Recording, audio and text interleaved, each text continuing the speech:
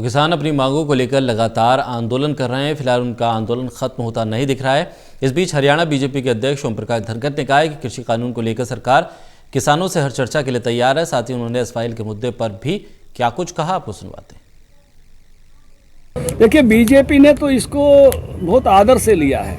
जितने संशोधन दिए थे सब स्वीकार कर लिए, और इतना ही नहीं, आगे भी ओपननेस के साथ कहा है कि भी जितने भी और आपके पास कोई सुझाव है वो भी ठीक करेंगे। तो इसलिए बीजेपी ने तो बिल्कुल इसको जितनी विनम्रता से दिया है, मैं तो ये कहूँगा कि बहुत उच्च कोटि की विनम्रता के साथ, सद्भावना के साथ, बहुत ही आदर के साथ 8-8 घंटे बैठकर सुना है। और तोमर साहब की चिट्ठी आने के बाद तो कोई बात बची नहीं। जितने मुद्दे थे हर मुद्दे को एड्रेस किया है। एमएसपी पर उन्होंने कहा है कि हम लिख कर देने को तैयार हैं। उन्होंने कहा राज्य सरकारों को ये अंदोसा हो रहा था कि हमारी मार्केट फीस कम हो जाएगी, तो राज्य सरकारों पर ही छोड़ दिया कि बाहर की मंडी और अंदर की मंडी पर आप फीस लगा सकते हो। उनको अंदेशा था कि व्यापारी का रजिस्ट्रेशन अगर ढंग से नहीं हुआ तो कहीं व्यापारी भाग ना जाए, वो भी राज्य सरकार पे छोड़ दिया कि आपने व्यापारी का जैसे रजिस्ट्रेशन करना है कर लो। कुछ लोगों को अंदेशा था कि एसडीएम कहीं व्यापारी के प्रभाव में नहीं आ जाए, तो दोनों रास्ते खोल दिए, सिविल कोर्ट चले जाओ और चाहे आप जो है एसडीएम पे चले जाओ।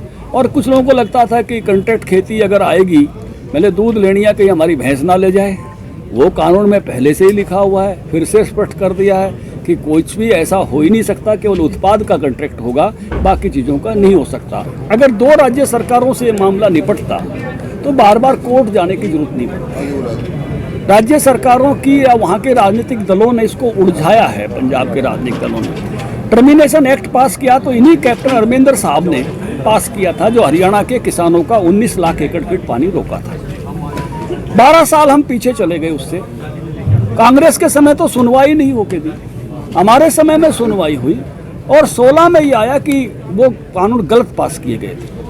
जो ही एक आया तो बादल साहब ने 191 लाख करोड़ 75 लाख का चेक जो है हमको भेज दिया। और वो चेक हमारा था ही नहीं, वो तो केंद्र सरकार के पैसे दिए हुए थे। लेकिन एक नोटंकी जो करनी थी, तो वहाँ के दल इसको रोकने के लिए वहाँ पूरा जो इस प्रकार का पॉलिटिकल ड्रामा करते हैं वो आप सबके ध्यान में है। इसलिए ये निर्णय 2 ही तरह से हो सकता है। या तो पंजाब के भाई आज यहाँ भाव मांगने आए हुए हैं, मैं रेवाड़ी की भूमि से भी उनको निवेदन करता हूँ कि हमको यहाँ रेवाड़ी में एसवाईएल के पानी की जितनी ज़रूरत है हमको पता है कि आप बड़े भाई हो और आप हाँ करो कि नहर हम बनवाएंगे। हमको भाव की ज़रूरत है, यहाँ खेती होगी तो भाव लेंगे ना। तो इस नाते से यहाँ से हम निवेदन कर रहे हैं कि वो कहें कि पहली 5 कस्सी हम मारेंगे, आप निश्चिंत रहो, ये पानी आपको हम पिलाएंगे।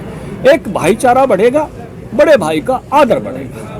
दूसरा कोई रास्ता है तो न्यायालय का है, जिसमें भी सुनवाई होकर पिछली जो तारीख थी उस तारीख पर सर्वोच्च न्यायालय ने ये कहा था, उससे पिछली तारीख पे कहा था दोनों सरकारों के चीफ सेक्रेटरी बात करें। जब चीफ सेक्रेटरी लेवल की वार्ता से आगे बात नहीं बनी तो पिछली तारीख पर सर्वोच्च न्यायालय ने कहा अगस्त में कि दोनों तरफ के चीफ मिनिस्टर्स बात करें और केंद्रीय जल संसाधन मंत्री को साथ बैठा लें। तो आपको वो फोटो याद होगी, गजेंद्र जी के पास 19 अगस्त को हमारे मुख्यमंत्री बैठे हुए थे, कैप्टन अमरिंदर नहीं आए और वो ऑनलाइन जुड़े और उन्होंने भी वहाँ एसवाईएल की हाँ करने की बजाय नकारने का काम किया। तो कई लोग ऐसे कहते अभी क्यों उठा रहे हो? अरे भाई, मुद्दा तो अभी चला हुआ है। अगली तारीख पर सर्वोच्च न्यायालय ये कहने ही वाला है बनाओ, कौन सी एजेंसी बनाए। और इसलिए जब भाई यहाँ भाव मांगने आ रहे हैं तो संकोच कैसा? अपने हक की बात तो बड़े भाई से छोटे भाई ने करनी ही चाहिए।